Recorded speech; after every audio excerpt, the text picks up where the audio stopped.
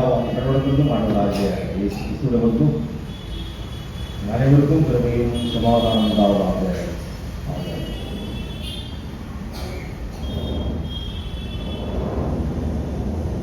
இந்த நாளிலே கர்த்தருடைய வார்த்தையை தியானிக்க எடுத்துக்கொள்ளப்பட்ட வேத பகுதி இந்த திருச்சபை வருடத்தின் துவக்க மாதமாக இந்த டிசம்பர் மாதம் 1ஆம் தேதியிலிருந்து நாம் அனுசரிக்கிறபடினாலே சீரீஸ் சி, அதாவது பழைய ஏற்பாட்டிலிருந்து பிரசங்கம் செய்யப்படும். பழைய ஏற்பாட்டு பகுதியிலிருந்து பிரசங்கம் செய்யப்படும். மற்றவைகள் அதனுடைய பேரலல் ஸ்கிரிப்சராக இருக்கும். இந்த நாளிலே தியானத்துடன் தெரிந்து கொள்ளப்பட்ட வேத பகுதி பழைய ஏற்பாட்டிலே மலாக்கி தீர்க்க தரிசன புஸ்தகம் 3ஆம் அதிகாரம் வசனங்கள் 1 முதல் 7 வரை நாம் கேட்டிருக்கிறோம். ஆகவே அவரை நோக்கி நாம் வேண்டுதல் செய்வோம். என் கண்மலையும் என் மீட்பருமாகிய கர்த்தாவே, வாய் வார்த்தைகளும் என்னுடைய யுகத்தில் தியானம் ஒரு சமூகத்தில் எப்பொழுதும் பிரீதியாக சொல்லப்பட்டது. பிரியமானவர்களே, இந்த நாளின் செய்திக்கு ஒரு தலைப்பு, coming of the messenger and messiah, இறைத்தூதர் மற்றும் மேசியாவின் வருகை. இரண்டு விஷயங்களை இங்கே மலாக்கி தீர்க்கதரிசி அவர் சொல்லியிருக்கிறார். அதாவது இறைத்தூதர் வருகிறார், வாக்குதத்தத்தை உரைக்கின்ற தூதரும் வருகிறார் என்று சொல்லி, அந்த வாக்குதத்தம் உரைத்த வாக்குதத்தம் ஏற்படுத்தின தூதர் யார் என்று பார்க்கின்ற போது ஆண்டவராகிய இயேசு கிறிஸ்து. அவரே மேசியா. அவருக்கு வழியை ஆயத்தப்படுத்த இந்த இறைத்தூதன் அனுப்பப்பட்டார். 3 விஷயங்கள் மூலமாக தீர்க்கன் மலாக்கி நமக்கு செய்தியின் சாரத்தை விளக்குவதை இந்த பகுதியில் பார்க்கிறோம். முதலாவதாக, மேசியா வருகைக்கென்று அனைவரின் உள்ளங்களையும் ஆயத்தம் பண்ண கடவுளால் அனுப்பப்படும் தூதன். மலாக்கி புத்தகம் 3ஆம் அதிகாரம் 1ஆம் வசனத்தில் பார்க்கின்ற போது, இதோ நான் என் தூதனை அனுப்புகிறேன், அவன் எனக்கு முன்பாக போய் வழியை ஆயத்தம் பண்ணுவான். அப்பொழுது நீங்கள் தேடுகிற ஆண்டவரும் நீங்கள் விரும்புகிற உடன்படிக்கை தூதனுமானவர் தம்முடைய ஆலயத்துக்கு தீவிரமாய் வருவார். இதோ வருகிறார் என்று சேனைகளின் கர்த்தர் சொல்கிறார். பிரியமானவர்களே, மலாக்கி மல்கியா என்று கூட நம்ம பார்க்கிறோம். சில வருஷன்ல அவருடைய இப்ரேய வார்த்தை மலாக்கி. தமிழ்ல பழைய புத்தகங்களிலே அது இதான் போட்டிருப்பார்கள், மலாக்கி என்று சொல்லி. தரங்கம்பாடி வேதத்தில் மலாக்கி என்றால் மை மெசஞ்சர், என்னுடைய தூதன் என்று அதற்கு அர்த்தம். கடவுள் என்னுடைய தூதனை அனுப்புகிறேன், அவர் போய் கரடுமுரடான வழிகளை சமனாக்கி மேசியா அங்கு வரத்தக்கதான ஒரு ஆயத்தை ஏற்படுத்துவார் என்று சொல்லி அங்கே அனுப்புகிறார். இது எப்பொழுது அனுப்புகிறார் என்று பார்க்கின்ற போது, பழைய ஏற்பாட்டில எழுதப்பட்ட தீர்க்க தரிசனம் என்று பார்க்கின்ற போது மலாக்கியினுடைய தீர்க்க தரிசனம் எழுதப்பட்டது கடைசியாக. அதன் பிறகு கடவுள் நாம் தெரிந்து கொண்ட இஸ்ரேல் மக்களிடத்தில் எதுவும் பேசவே இல்லை. எவ்வளவு வருடம்? சுமார் 400 வருடம் பேசவே இல்லை. அவர்கள் ஐயோ கடவுள் நம்மை மறந்து போனார், நாம் செய்த பாவத்தின் நிமித்தமாக, துரோகத்தின் நிமித்தமாக, அக்கிரமத்தின் நிமித்தமாக நம்மை கைவிட்டு விட்டாரோ என்று அவர்கள் வேதனையிலே இருந்தார்கள். ஆனால் கடவுள் அவர்களை கைவிடவில்லை.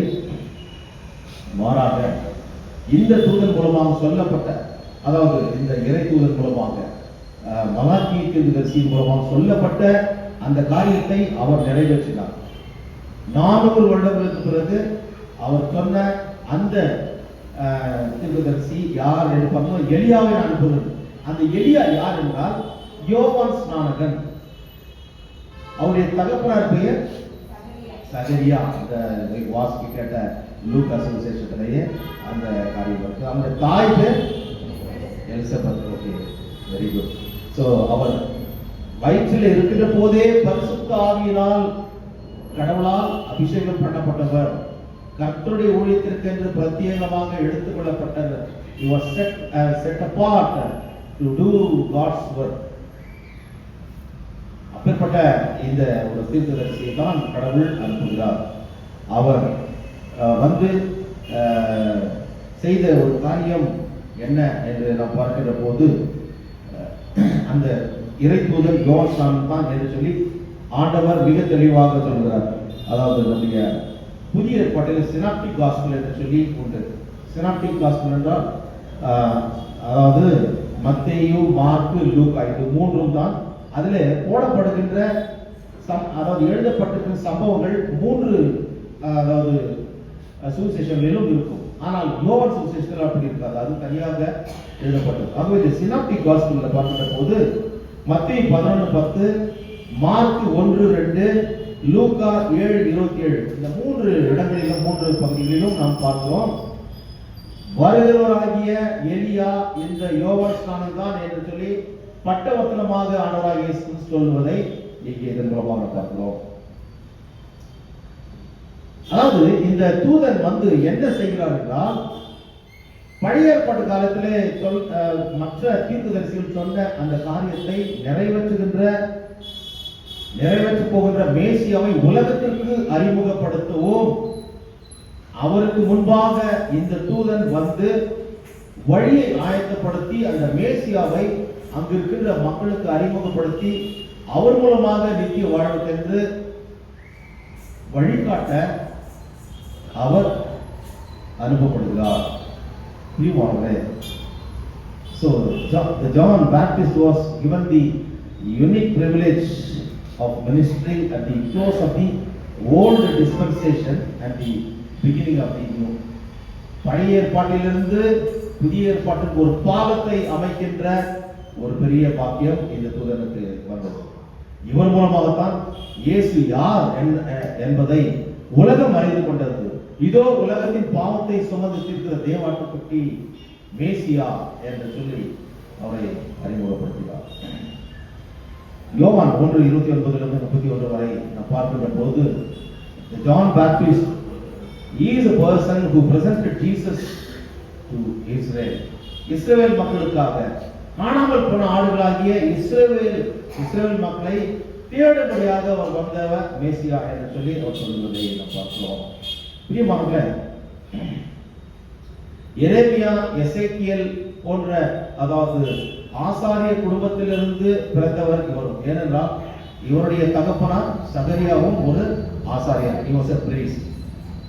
ஆனால் இவர் அந்த ஆசாரிய தொழிலை செய்யாமல் கர்த்தருக்கென்று தீர்க்கதரிசியாக அனுப்பப்பட்டார். இவர் வந்து ஒரு சாதாரணமான ஒரு சாஃப்ட் பர்சன் கிடையாது, ஒரு ரகட் பர்சன் இல்லையா, ரஃப் அண்ட் டஃப் பர்சன்.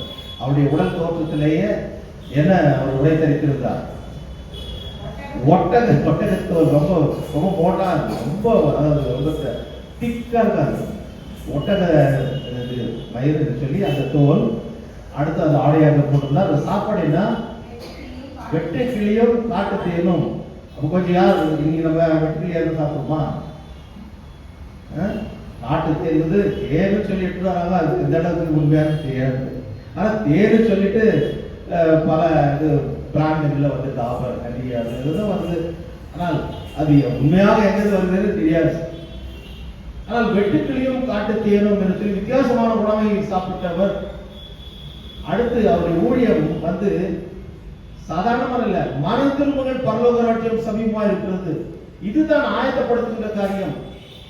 கெட்டு அதாவது மோசம் போய் சோரம் போன நிலையில வாழ்ந்து கொண்டிருந்த வாழ்விழந்த ஒரு சில மக்களை மறுபடியும் சரி செய்து அவர்களுக்கு ஒரு எச்சரிக்கை செய்தி சொல்லுகின்ற ஒரு காரியம் தான் இது. அவர்தான் அவர் சொல்லுகிறார்.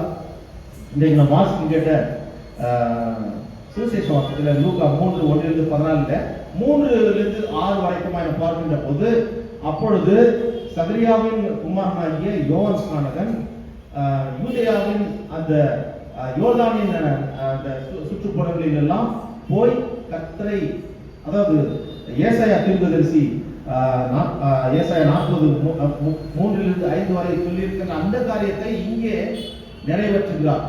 அது படிக்கும்போது,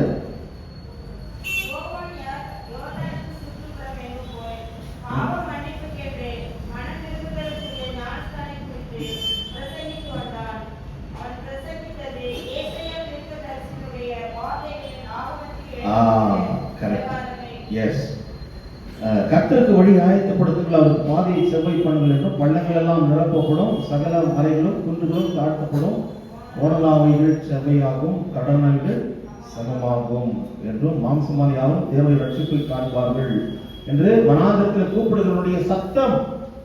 இதைத்தான் ஏசாயா 40ஆம் அதிகாரம் 3ஆம் வசனம் 3 to 5ஆம் வசனம் வரைக்குமாய் நாம் பார்க்கிறோம். So he proclaimed about the baptism and the repentance and the deliverance from sin.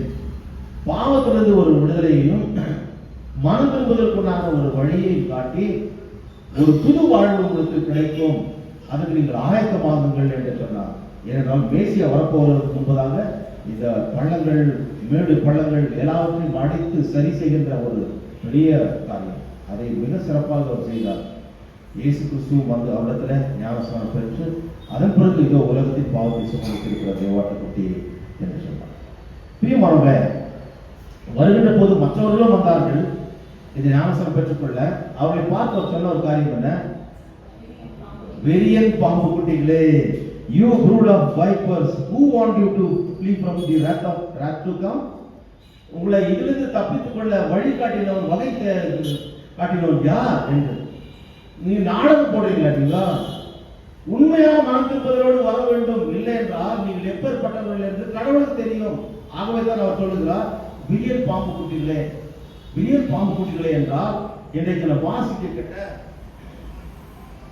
பிரசங்க பகுதியில 7ஆம் வசனத்துல பாருங்கள், அதுதான் அதனுடைய அர்த்தமே. நீங்கள் உங்கள் பிதாக்களின் நாட்கள் தொடங்கி என் கட்டளைகளை கைக்கொள்ளாமல் அவர்களை விட்டு விலகி போனீர்கள். அதுதான் விரியன் பாம்பு குட்டிகளே என்ற வார்த்தைக்கு அர்த்தம் என்ன? காலாகாலமாக உங்களுடைய பாரம்பரியமாக குடும்பமாக நீங்கள் எல்லாரும் இதைதான் செய்து வரீங்க, நீங்க மாறவே இல்லை. இதுதான் இதனுடைய உள்ளார்ந்த அர்த்தம். விரியன் பாம்பு குட்டிகளேன்னா இதுதான். நீங்க இப்ப மாத்திரம் இல்ல, உங்களுடைய பெற்றோர் முற்பிதாக்கள் எல்லாரும் அவர்தான் கட்டுக்கு விசிரமாக இருந்தது. அவர்தான் இந்த அனுப்பப்பட்ட இறை தூதன். அவர் சொல்லுகின்ற ஒரு காரியம், நியாயத்திற்கு மனம் திரும்புவதற்குரிய கனிகளை கொடுங்கள். இதோ மரத்தின் வேறருகே கோடரி வைக்கப்பட்டிருக்கிறது, கனி கூடாத மரம் எல்லாம் வெட்டுண்டு அக்னியில போடப்படும். ஜட்ஜ்மெண்ட் அவ்வளவுதான். நீ மனம் திரும்பு, இல்லையா அவ்வளவுதான். இந்த மாதிரி ஒரு இதுதான் உண்மையான ஒரு ஊழியம். அதாவது இந்த பக்கமும் இல்லாம அந்த பக்கமும் இல்லை, பரலோகத்தையே காட்டிக்கொண்டு நரகத்தை பற்றி பேசவில்லை என்றால் அது தவறான உபதேசம். ஏனென்றால் பரலோகம் நரகம் இரண்டும் உண்டு, அதற்கு செல்ல வழி காட்ட வேண்டியதுதான் உண்மையான ஊழியம். இதற்கு செல்ல வேண்டும், இதற்கு செல்லக்கூடாது என்று எச்சரிப்பின் செய்தி சொல்ல வேண்டியதான் உண்மையான ஊழியனுடைய கடமை.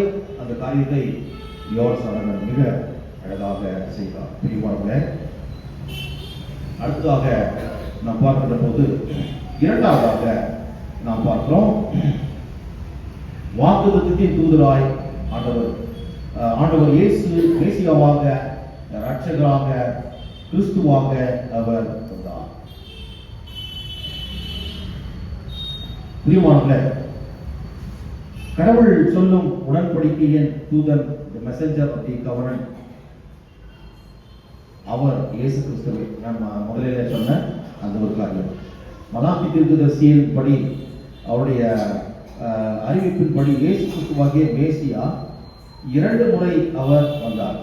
ஒன்று இரட்சகராக வந்தார்.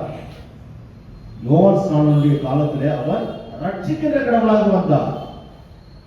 அவர் இனி நியாயத்திற்கு, முழு உலகத்தின் நியாயத்திற்கு அவர் நியாயாதிபதியாக 2ஆம் வருகையிலே வர இருக்கிறார்.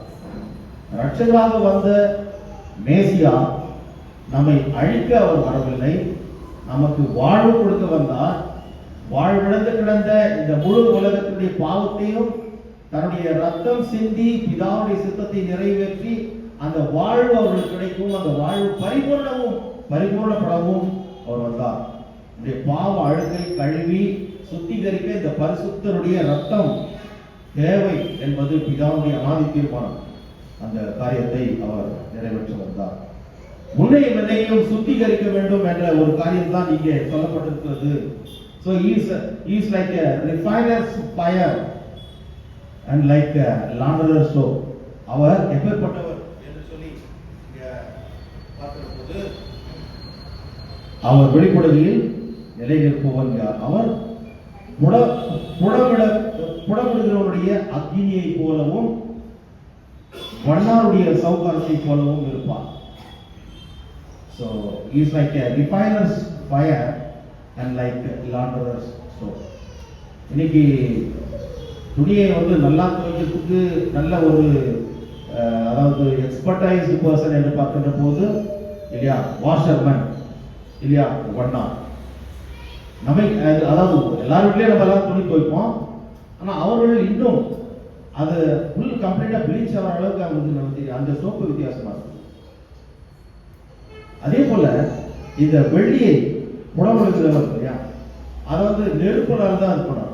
ஸோ இதுல இருக்கிற இந்த டர்ட் இல்லையா இந்த அழுக்கு இந்த பாவ அழுக்கு எல்லாம் நீக்கி போட வேண்டும் என்றால் பரிசுத்தர் தேவை. ஆகவேதான் அவர்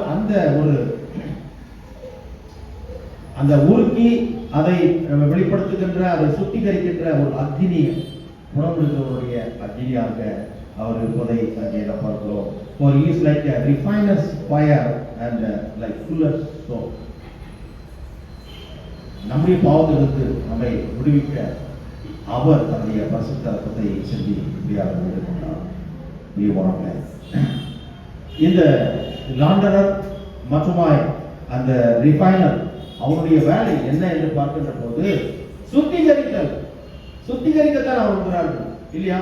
அந்த துணியை அடிச்சு நல்லா இதாகட்டும் சொல்லிட்டு அதை கிழிச்சு போடுறதுக்கு இல்லை.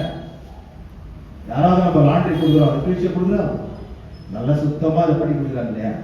அதே போலதான் நம்ம நல்லா வெளுத்து வாங்குற ஆண்டவர் அடிக்கிற கடவுள் the Lord whose minds யாவே வாக்கே என்று சொல்லி அந்த வார்த்தையை நான் உபயோகிக்க மாட்டேன். அடிக்கிற கடவுள் தான் பயப்படுறோம்.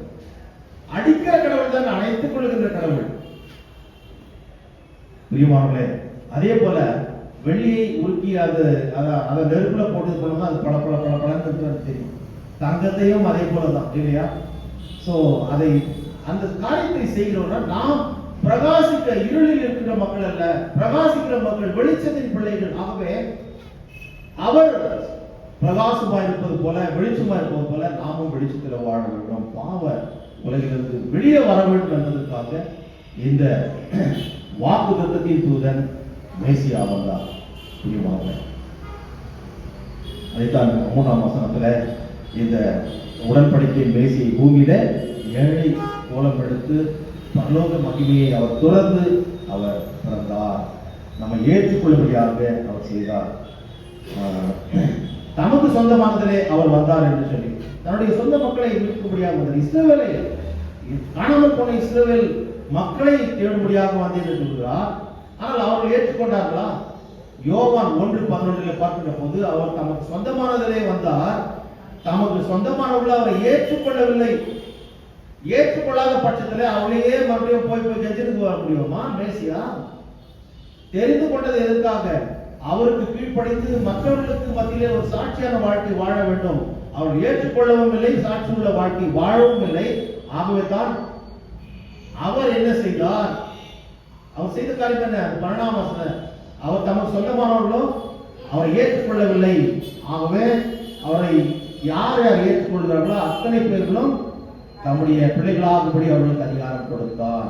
அவருடைய நாமத்தின் மேல் விசுவாசம் உள்ளவர்களை அவரை ஏற்றுக்கொள்ளுங்கள் எத்தனை பேர்களோ அவள் யாராவது இருந்தாலும் சரி அவருடைய பிள்ளைகள் என்ற ஒரு அந்தஸ்தை கொடுத்தார். இன்றைக்கு நாம் ஞானஸ்நானத்தின் மூலமாக அவருடைய பிள்ளைகள் என்ற ஒரு அந்தஸ்தை நாம் கொடுத்துருக்கார்.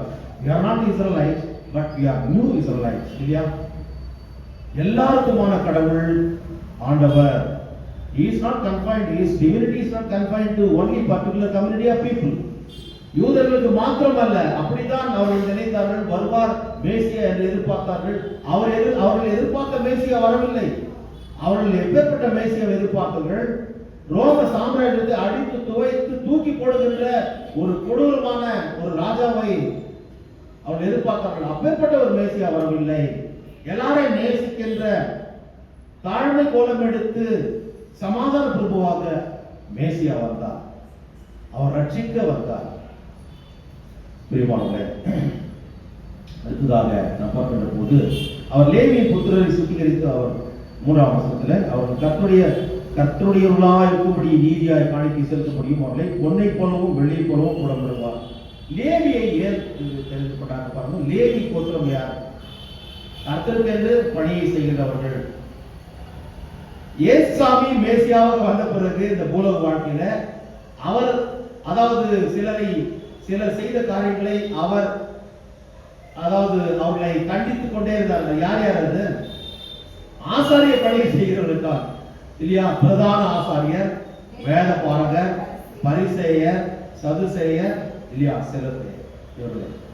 அதுல முக்கியமாக அதாவது ஆலய பணியை செய்து பிரதான ஆசிரியர், வேத பாடல்கள், பரிசேயர்கள், இவர்களால் நிறைய படிச்சவங்க, விஷயம் தெரிஞ்சவங்க, கற்றுக் ஊழியம். ஆனால் அவர் செய்த ஊழியத்துல மோசம் இருந்தது, அநியாயம் இருந்தது, அக்கிரமம் இருந்தது. ஆகவே தான் அவரை பார்த்து மாயமலக்காரர்களே என்று சொன்னார். You hypocrites, you evil doers, அக்கிரம செய்யக்காரரே, கொல்லாத விபச்சார சந்ததியாரே என்று திட்டினார். அது ரொம்ப எக்ஸ்ட்ரீமா போயிட்டு. ஆகவே பிரியமானவர்களே, அவர்களையும் திருத்த வேண்டும். அவங்க எல்லா விஷயம் தெரிஞ்சது இல்லை. உங்களோடு சேர்ந்துதான் நாங்களும் அங்கே அறிக்கை செய்கிறோம். ஆகவேதான் ஆல்டர் அந்த பக்கம் இருக்கிறது.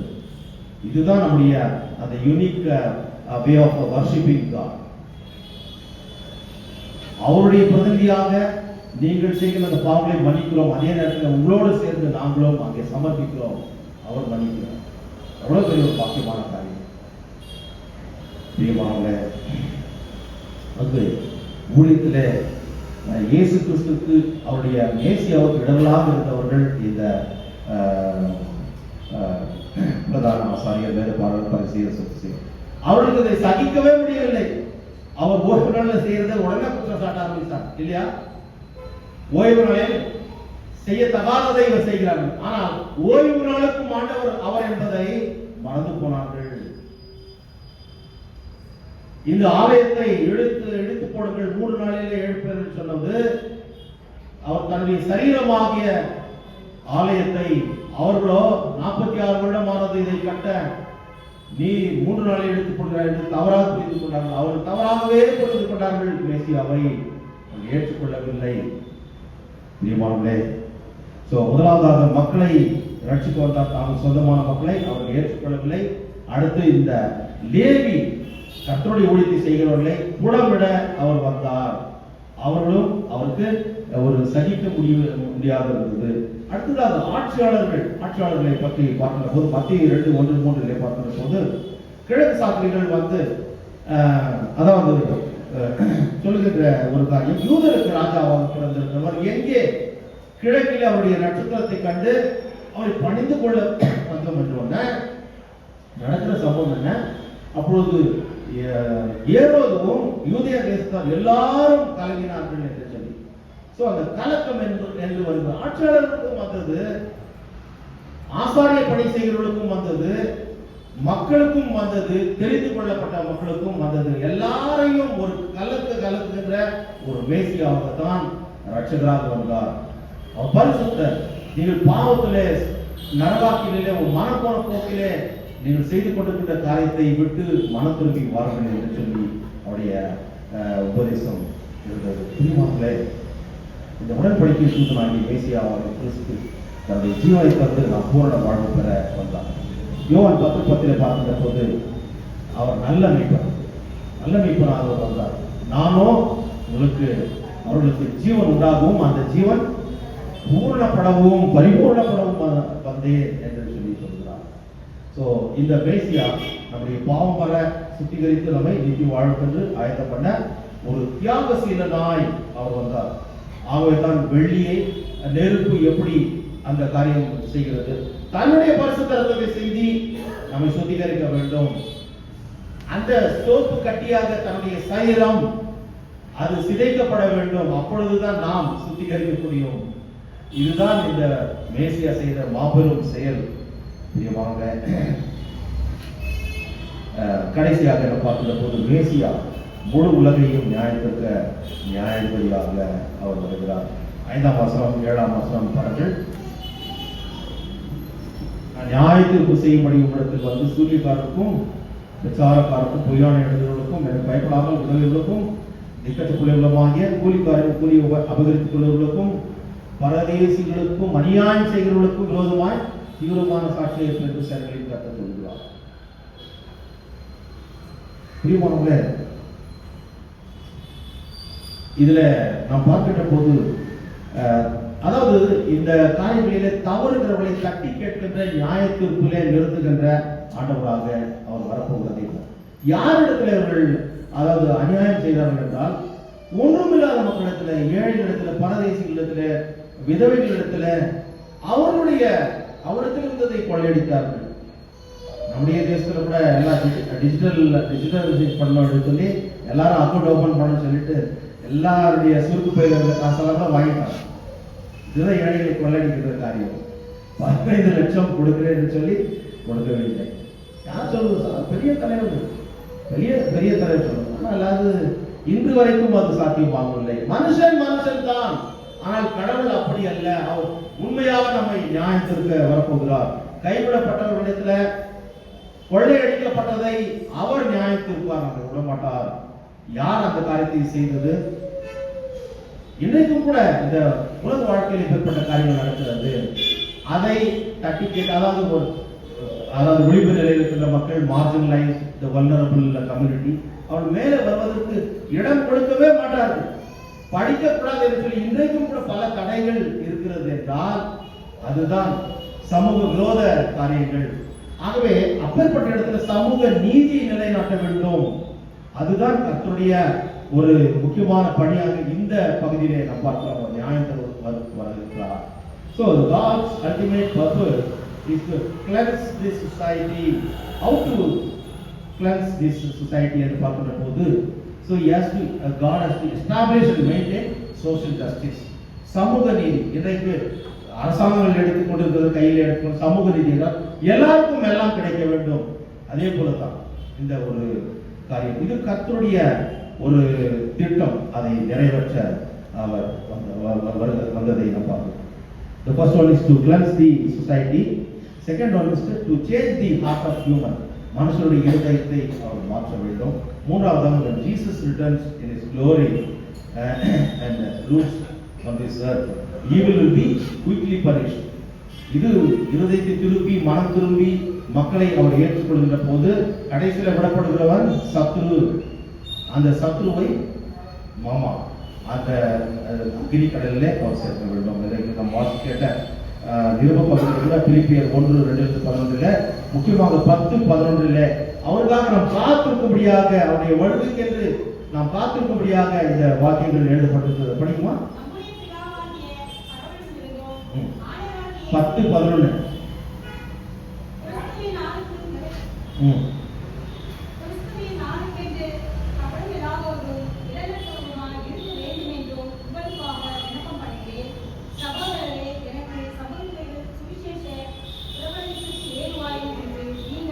இயேசு கிறிஸ்துவினால் வருகிற நீதியின் கனிகளால் நிறைந்தவர்களாகி நீங்கள் கிறிஸ்துவின் நாளுக்கென்று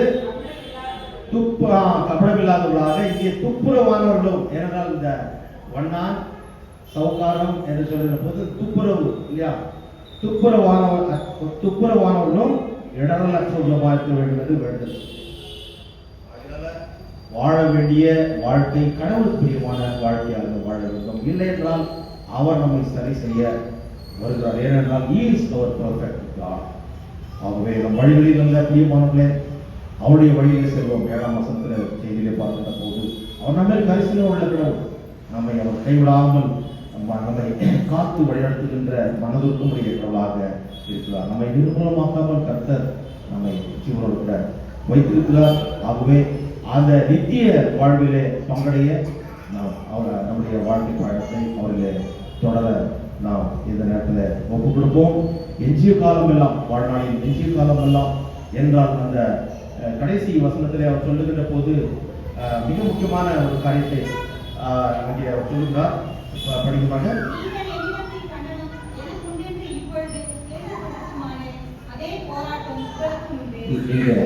மலாக்கில என்னிடத்தில் திரும்புங்கள், என்னிடத்தில் உங்களுடைய அந்த பிரச்சனை, போராட்டங்கள், வேதனைகள், அந்த வாழ்க்கை தொடர்ந்து கொண்டே இருந்தால் அதை மாற்றி மனம் திரும்பி என்னிடத்தில் திரும்புங்கள் என்று சொல்லி ஆண்டவர் சொல்கிறார். அப்பொழுது அவரிடத்தில் திரும்பும் அவர் நம் பக்கமாக திரும்புவார். ஆகவே அவரிடத்தில் திரும்புவோம், மனம் திரும்பினவர்களாக அவரிடத்தில் திரும்புவோம், ஒரு ஏற்ற சாட்சிகளாக அவருடைய வருகைக்கு நாம் ஆயத்தமாக இருப்போம். அவர் சீக்கிரம் வருகிறார், அந்த நியாயத்திற்கு போகிறார். அந்த நியாயத்திற்குள்ளே அவரோடு பங்கடைந்து அவருக்கு ஏற்ற சாட்சிகளாக தொடர்ந்து ஜீவிக்க கர்த்தர் எனக்கு செய்வாராக. அவன் லாபத்திற்கான தெய்வீக சமாதானம் நம்முடைய உதவிகளையும் சொன்னது கிறிஸ்து இயேசுவுக்குள்ளாக